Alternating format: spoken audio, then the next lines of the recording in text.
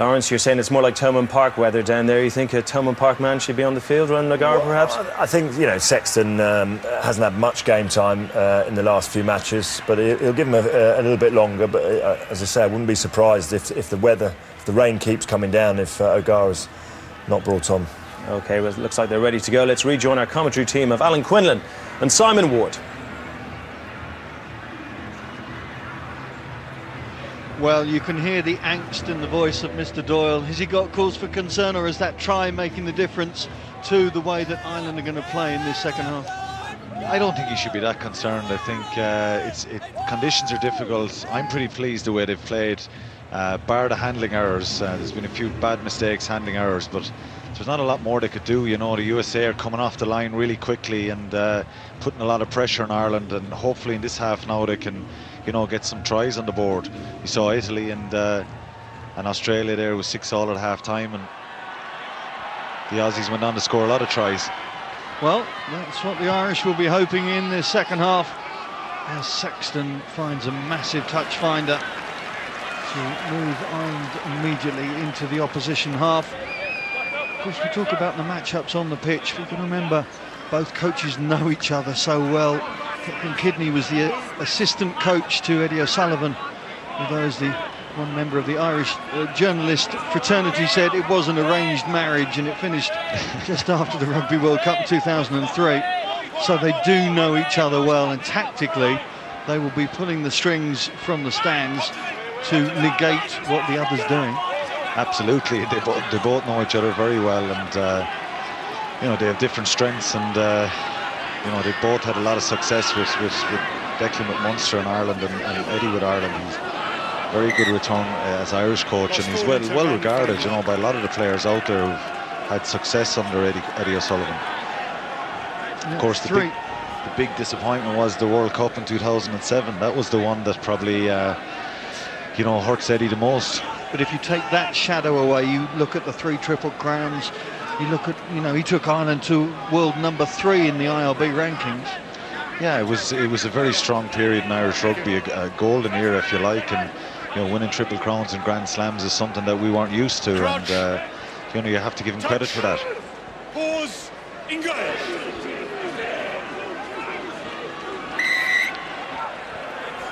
Feet disappearing as the forward struggled to keep the purchase with the turf. Mike McDonald being penalised there.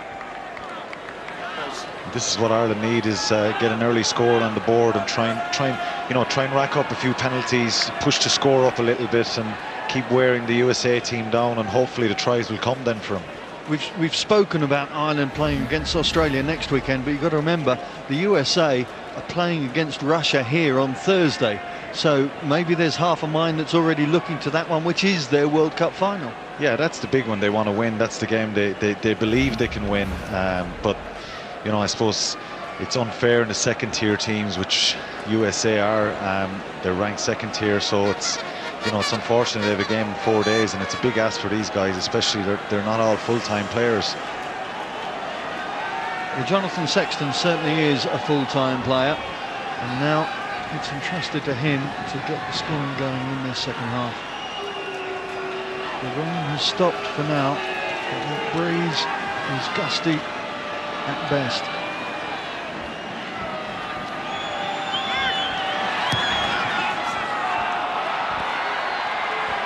Again, he cannot find the target, and that is going to, it's going to influence the way that Brian O'Driscoll wants to play when the next penalty comes up, and as the guy said in the studio, it could encourage Declan Kidney to bring Ronan O'Gara on earlier than planned. Yeah, I think it's disappointing. You see by his facial expression there, it's another missed penalty, and I think it's definitely a tailor-made game for Ronan O'Gara, and I'll be very surprised if Declan Kidney doesn't get him on the pitch. That's Sexton is obviously a great player, but as Lawrence said in the studio, O'Gara knows how to play these conditions really well, and he's one of the best in the world at it. Yes, how many times have we seen that man on the right of shot pulling the strings either in the blue of Leinster or the green of Ireland. Good take from Heaslett. Feeding out trying to make impact. You see Todd Clever waiting there. He saw Ferris lining up, Roll away, tackler. and Clever getting his tackle in.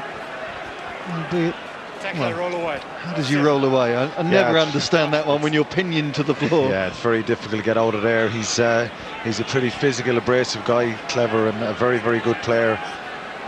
Good carry from Ferris again, and another opportunity for Sexton to try, and you see it here.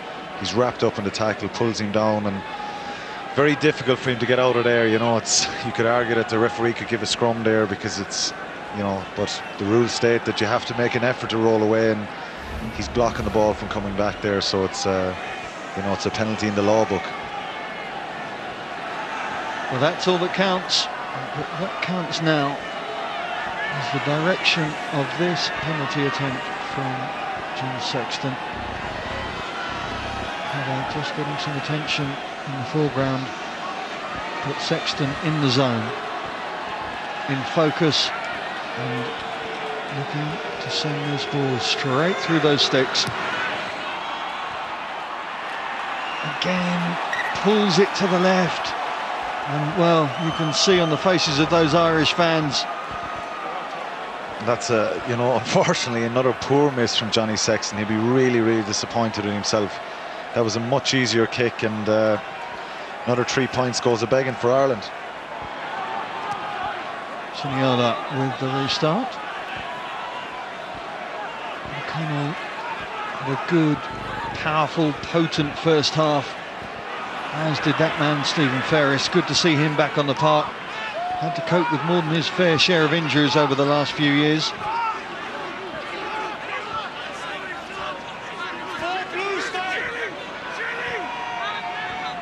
O'Driscoll in as conduit.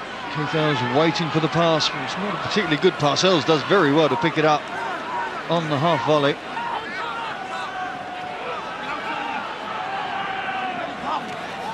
Court. Big occasion for him, of course, as well. Came to rugby late. There's a child shot put start. And now trying to push his star into the ascendancy in the Rugby World Cup. Hayden Smith just about bringing down his opposite number. Sexton trying to dance his way past one tackle, past another. Again, the defensive work of the Eagles has been an impressive feature of this game so far.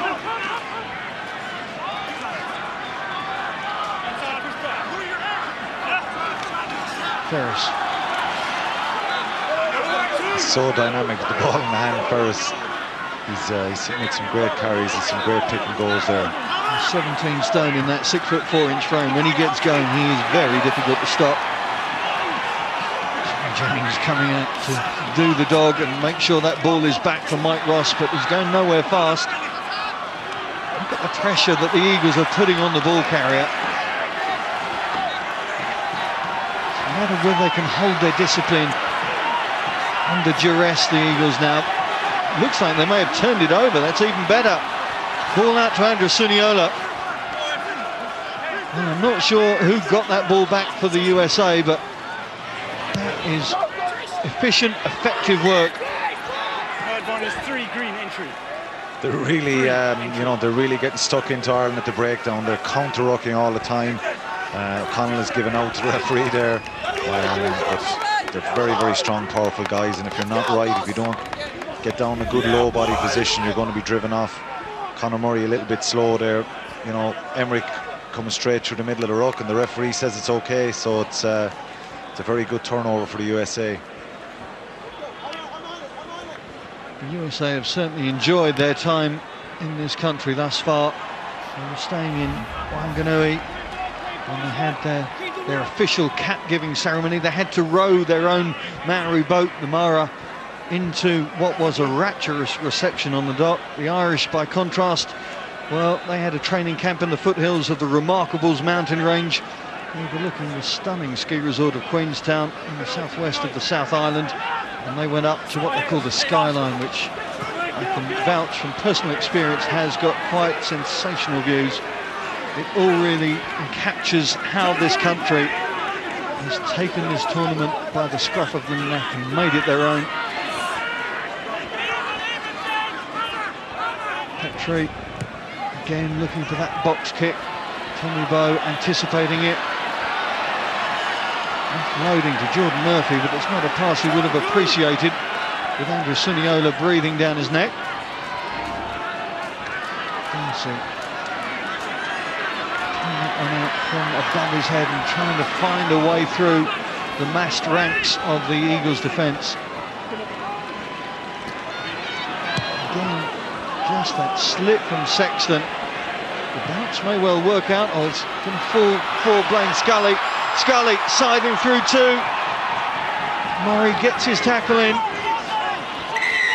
Green Martin release. But gives away the penalty, and there is the substitution we thought might happen. It's Owen Redden and Ronan O'Gara.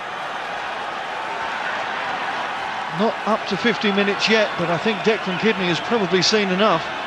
Yeah, it's no surprise that he's making that decision to bring both of them on. I think we need to change it up a little bit in the halfbacks, and of course O'Gara, we know what he can do in conditions like this. Ireland just need to play field position more, get down there, stay in the USA half and force them into mistakes. And you know, now we're on the back foot ourselves, messing around with the ball in their own half, Ireland. It's going to be a very different selection, you suspect, for the Australia game, but you think that Conor Murray has done enough to warrant staying in that starting lineup? Yeah, it's been a difficult game for him in the conditions. He's done some good things and made a few mistakes. I think he's put himself in contention. It'll stand to him this game, but you know, Redden is the guy who's probably you know, played. He's the regular number 9 for the last couple of seasons, so he's the guy probably will have something to say about that come next week. You know, it's up to him now. He may well have something to say over the next half an hour, of course. See what impact the Redden and O'Gara axis can make. Right now they're on defensive duty because the Eagles are threatening. They haven't had many opportunities in this game. Phil Teal leading the charge. Good tackling from O'Connell. Getting low, trying to force his man back, certainly not allowing him to build up any steam. Stanfield again trying to keep the momentum into this Eagles attack. Jonathan O'Callaghan, as ever, an irritant in the maul. Yeah, and that's his strength, Donica. He makes so many tackles in the game, hits so many rucks. He's very strong defensively. The crowd getting vocal here. Stadium Taranaki, under the shadow of Mount Taranaki. Pittman drives again. It's attritional stuff. Is it going to produce points though for the Eagles? Again the ball is moved out. Again it's that back row unit. Now they switch to the right, looking for the little pop pass for Scully. The fullback brought to ground, what, 6 metres out now. McDonald, no sidestep from him, that's for sure. Counter ruck coming in from 3 green shirts, but not producing the ball, and still the Eagles keep the pressure on. And you can hear the chants for USA ringing around this stadium.